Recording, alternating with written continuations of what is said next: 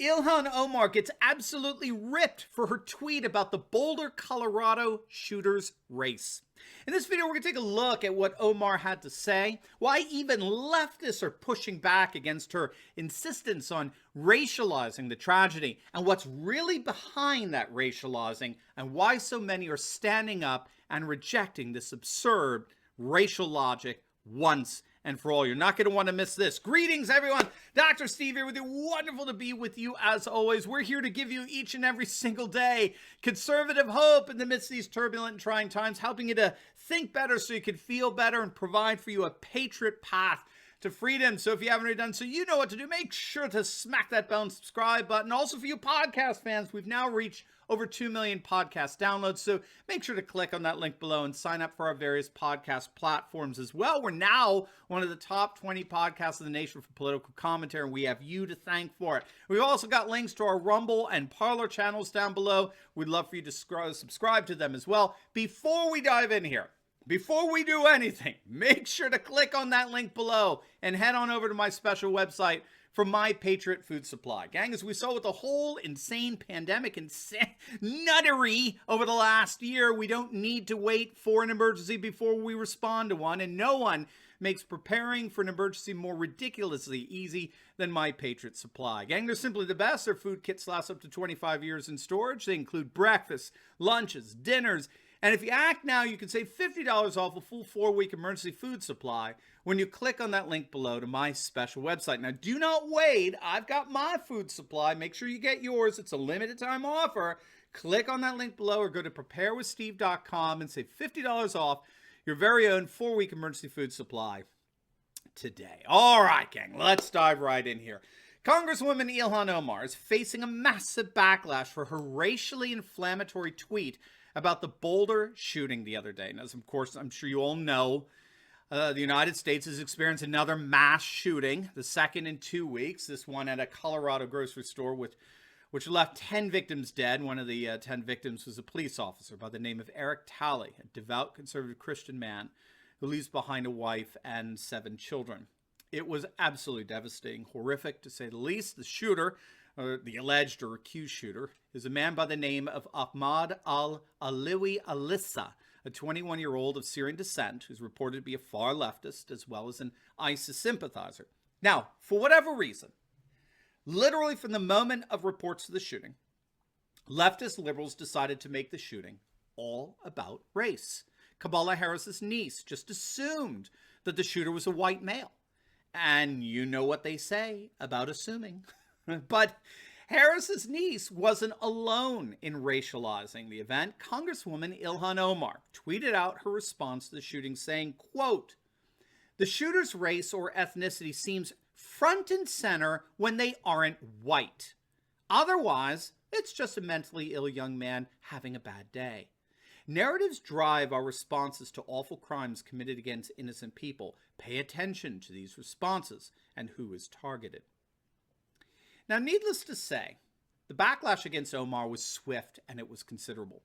Washington Free Beacon executive editor Brent Scher blasted Omar for a tweet saying that this shooter's race and ethnicity was front and center yesterday when we didn't even know what it was and just assumed it was white. Mediate editor Caleb Howe also took aim at Omar's tweet, saying it was using misinformation to push her own narrative. Red State editor-at-large Kira Davis told Ilhan Omar to take her own advice. Quote, "This literally works both ways, Omar, so take your own advice. Maybe that's how we find justice instead of hyperventilating to blame each other about everything all the time. I invite you as a leader to take the first step and then keep walking forward." Pluribus editor Gerald Beyer said that Omar's tweet sounds like it comes from an alternate universe. Our good friend Andy No responded as well. The suspect's social media posts espouse a lot of the same views that you, Omar, have stated, some of it almost verbatim. Fox News pointed out that Omar had posted a similar tweet last week after the mass shootings in Atlanta that targeted 3 massage parlors. She tweeted out, quote, "It isn't hard to understand why it's so normalized for law enforcement to protect the humanity of white mass murderers and their willingness to continually make excuses for them." Now, what I find so interesting here is that part of the blowback against the far left's attempt at racializing these shootings, most especially as it's found among left-wing activists disguised as journalists in our mainstream Marxist media, part of the blowback is coming, thankfully, from the political left. Those who identify as liberal, but not with the liberalism that characterizes the new left, the BLM Antifa left of Ilhan Omar. For example, Andrew Sullivan, the liberal blogger and media contributor, blasted the mainstream media, particularly the Washington Post, for their coverage of the Atlanta shootings last week, noting that in their near obsession with the shooter's whiteness and the victims being Asian, they ended up pushing a ridiculous anti-Asian hate crime narrative that demonstrated that the mainstream media doesn't so much push news anymore as they push a far-left narrative. For Sullivan, the media is guilty of pushing narrative rather than news. So what is this narrative that's being pushed so incessantly by the far left, both from leftist politicians as well as the press? Well, in a word, this narrative is a myth. And I use that term in its original sense, derived from the Greek term mythos, which refers to what we call a meta-narrative, a foundational story that defines all other stories. It's fundamental to how a population thinks and interprets reality. That's what a mythos is. And the myth that governs the thought of leftists today is what we might call the myth of cultural Marxism. It's technically known as emancipatory politics. We could simply call it the emancipatory myth. The emancipatory myth is a Marxist political idea that re-envisions the state as a grand liberator of individuals from traditions and customs and cultures that are now deemed oppressive and discriminatory. We could trace this myth back to Marxist thinkers who comprised what scholars call the Frankfurt School. They came to the American shores in the 1930s and 40s, and they taught their radical Marxist ideas in our universities. And there in our universities, this notion of cultural Marxism and emancipatory politics flourished over the next decades.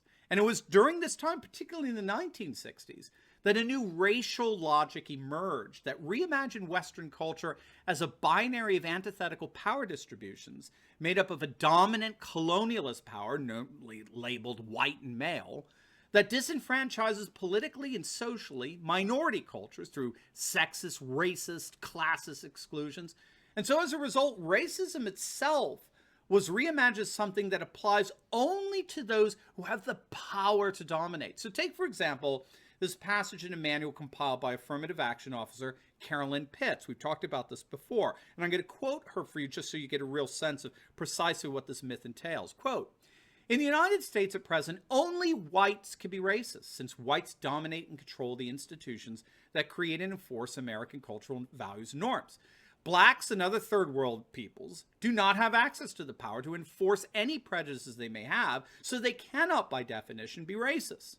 So she goes on to say, all white individuals in our society are racist, even those free from conscious prejudice, because they receive benefits distributed by a white racist society through its institutions. Our institutional and cultural processes are so arranged as to automatically benefit whites just because they are white.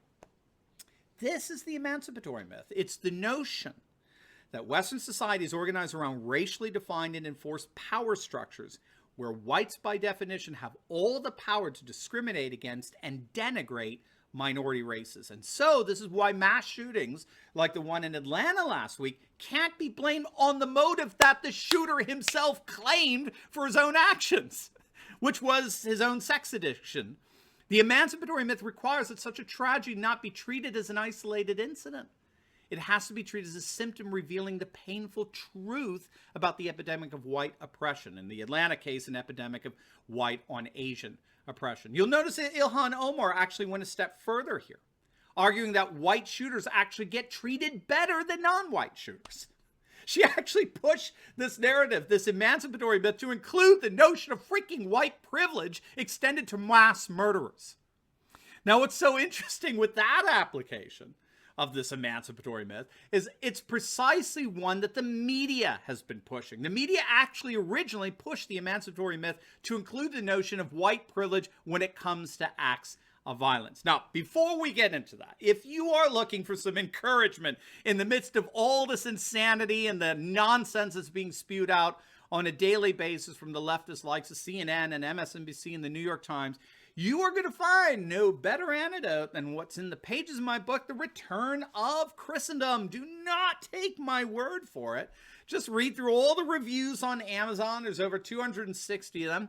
And you'll see how this book cuts through all of this cynicism and all of the despair that we so often feel living in this crazy globalist world. In page after page, I give you all the stats, all the data, all the indicators that show nothing less than a new conservative Christian majority emerging throughout the United States and even in Europe. And it's already transforming the world map in a more nationalist, populist, and traditionalist world. And if you click on that link below, we are offering it for a limited time at a 50% discount. That's right, 50% off. So do not wait. It's a limited time offer. Click on that link and get your book at a super discount today and arm yourself with the information you need to crush fake news once and for all.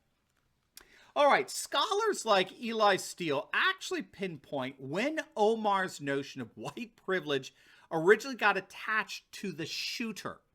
It involved the Trayvon Martin shooting several years back. If you recall, Martin was a black kid shot and killed by George Zimmerman, who was himself part white and part Peruvian. Now, in the normal course of identity politics, Zimmerman would be checking off the Hispanic box when it came to like applying for college, right?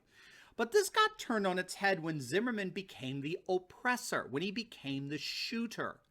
And so in an attempt, a deliberate attempt by the corporatist globalist media to push a cultural Marxist, right, grievance politics paradigm, they recast Zimmerman as a, you remember this, white Hispanic.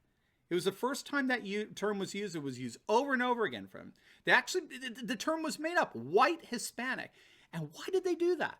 Because according to Eli Steele, the media suggested that Zimmerman was getting special treatment in the law courts because of the privileges his whiteness automatically affords him.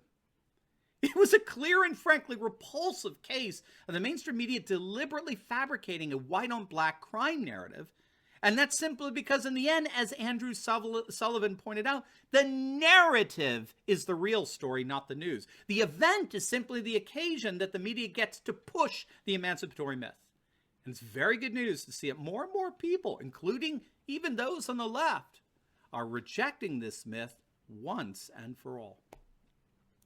Now, before you go, make sure to like this video, comment down below, and subscribe to my channel. Definitely click on the link below and check out some of our awesome merch.